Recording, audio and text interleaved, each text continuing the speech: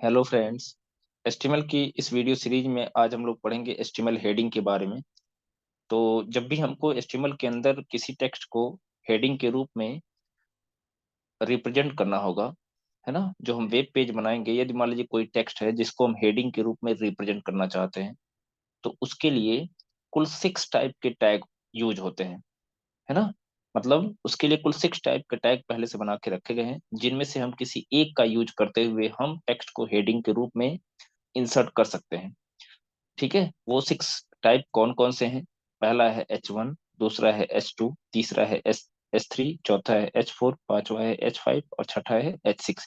इनमें से किसी एक टैग का यूज करते हुए हम उस टेक्स्ट को हेडिंग के रूप में इंसर्ट कर सकते हैं। अब हम देखेंगे H1, H2 और S3, H4, H5 इन सब में अंतर क्या होता है।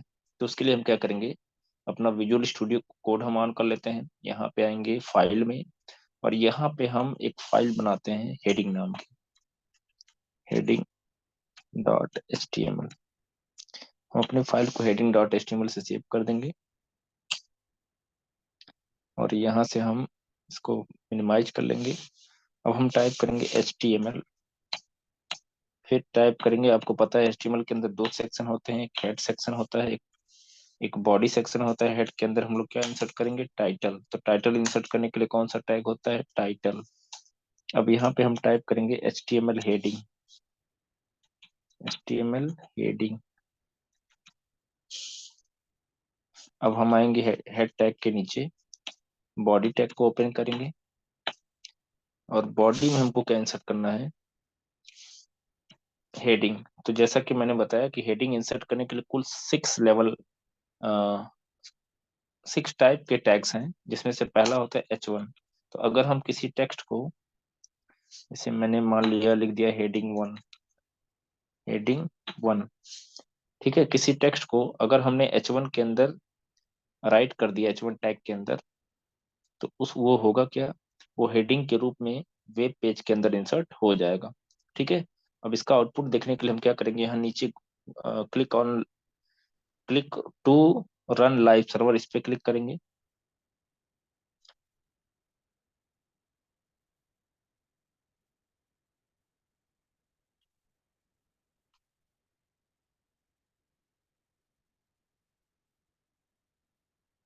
थोड़ा टाइम ले रहा है सर्वर ऑन होने में।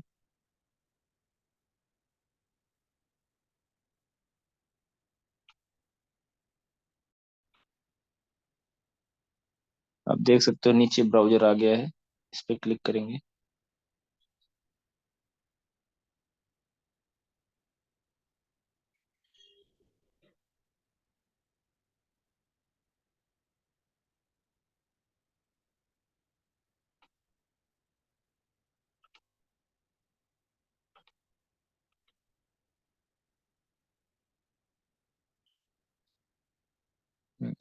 देखें, ये हेडिंग 1 आपका लिख, मतलब जो टेक्स्ट हमने लिखा था H1 के अंदर, आप देख सकते हो H1 के अंदर हमने क्या लिखा था, हेडिंग 1। H1 टैग ओपन किया है, टेक्स्ट लिखा, फिर H1 को क्लोज कर दिया। अब वो जो टेक्स्ट था हेडिंग 1, वो हेडिंग के रूप में हमारे वेब पेज के अंदर इंसर्ट हो गया। अब हम S2 टैग के अंदर इंसर्ट करते हैं, तो देखते हैं क्या होता है। H2 के अंदर जो टेक्स्ट लिखा होगा, उसका जो फॉन्ट साइज होगा, वो H1 की अपेक्षा थोड़ा सा छोटा हो जाएगा। जैसे देखें, मैंने यहाँ पे लिख दिया H2 हेडिंग 2। फिर से हम लाइव सर्वर पे आएंगे, तो आप देख सकते हो इसका फॉन्ट साइज थोड़ा, जो H2 के अंदर टेक्स्ट लिखा गया है, इसका फॉन्ट साइज H1 की अपेक्षा थोड़ा सा छोटा है। ऐसे ही जब S3 लिखेंगे, तो उसका फॉन्ट साइज H2 से भी छोटा होगा।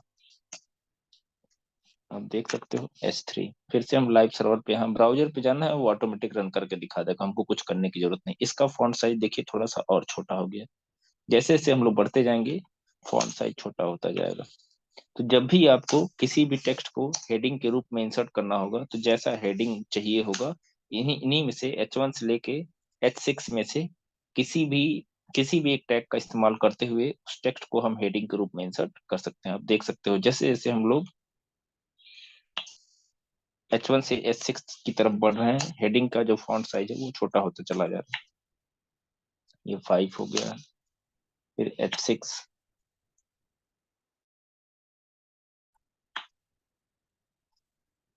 आप देख सकते हो तो इस तरीके से हम लोग हेडिंग को इंसर्ट, अब देखिए जो लेवल 6 में है, यानी H6 में जो लिखा गया है उसका फॉन्ट साइज एकदम से छोटा हो गया। तो इस तरीके से हम लोग आसानी से किसी भी टेक्स्ट को हेडिंग के रूप में इंसर्ट कर सकते हैं। ठीक है, तो ये तो था हेडिंग की बात कि यदि हमको डॉक्यूमेंट्स के अंदर हेडिंग इंसर्ट करना होगा तो हम कैसे इंसर्ट करेंगे। ठीक है, अब हम बात करेंगे एचटीएमएल पैराग्राफ की। तो कुछ ऐसे टेक्स्ट होते हैं जिनको हेडिंग के रूप में इंसर्ट करना होता है। तो जब हेडिंग के रूप में इंसर्ट करना होगा तो या तो H1 का यूज करेंगे, या तो H2, या तो H3, या तो H4, या तो H5, या तो H6। ऐसे ही बहुत सारे कभी कभी टेक्स्ट पैराग्राफ के रूप में वेब पेजेस के अंदर डिस्प्ले होते हैं। तो जब भी किसी भी टेक्स्ट को पैराग्राफ के रूप में वेब पेज के अंदर इंसर्ट करना होगा तो उसके लिए हम लोग यूज करते हैं पी टैग। इस तरीके से देखिए, पी टैग, पी का मतलब पैराग्राफ से है, पी टैग ओपन करेंगे, फिर पैराग्राफ टाइप करेंगे, उसके बाद फाइनली पी टैग को क्या करेंगे, क्लोज। तो होगा क्या, पी टैग के अंदर जो कुछ भी इंफॉर्मेशन, जो कुछ भी टेक्स्ट होगा वो पैराग्राफ के रूप में हमारे वेब पेज के अंदर डिस्प्ले हो जाएगा। ठीक है, तो यहाँ पे देखिए मैंने डिफाइन भी किया हुआ है, an HTML P tag is use to insert a paragraph into your HTML document. मतलब ये जो वेब पेज आपको दिख रहा है इसमें कुछ टेक्स्ट को हम पैराग्राफ के रूप में देखना चाहते हैं, तो उसके लिए हम लोग क्या करेंगे, यूज करेंगे किसका, पी टैग का। ठीक है, जैसे मैं इसके लिए भी एक अलग सी फाइल बनाता हूँ। मैं लिख देता हूँ पैराग्राफ,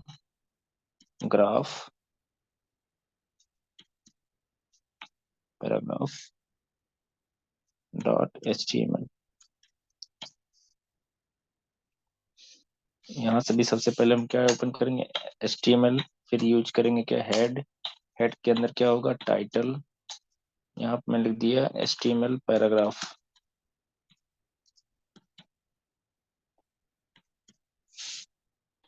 फिर हम क्या करेंगे, बॉडी टैग। ठीक है, अब मान लीजिए हमको कंप्यूटर का एचटीएमएल का डेफिनेशन लिखना है। तो एचटीएमएल का डेफिनेशन में क्या होगा, एचटीएमएल जो होगा वो हेडिंग के रूप में होगा। तो हमने मान लिया हेडिंग के रूप में लिख दिया एचटीएमएल। ठीक है, अब हम क्या करते हैं, इसी के नीचे पी टैग यूज करते हैं। ठीक है, अच्छा ये जरूरी नहीं कि ये सॉरी हेडिंग हो ही, कुछ कुछ भी टेक्स्ट अगर पैराग्राफ के रूप में हम इंसर्ट करना चाहते हैं तो हम इस तरीके से इंसर्ट कर सकते हैं। अब जो एचटीएमएल का डेफिनेशन है वो हम क्या करेंगे, पैराग्राफ के रूप में इंसर्ट करेंगे। HTML stands for hyper hyper text markup language, है ना, and is use to create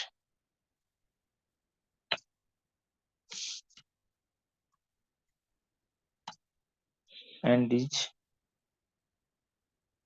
used to create web pages.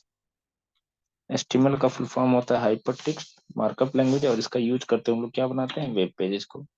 ठीक है, अब देखेंगे ये जो एचटीएमएल है ये हेडिंग के रूप में इंसर्ट हो जाएगा, बाकी जो पी टैग के अंदर लिखा गया है ये पैराग्राफ के रूप में हमारे वेब पेज के अंदर इंसर्ट हो जाएगा। सॉरी, ये दूसरी फाइल है।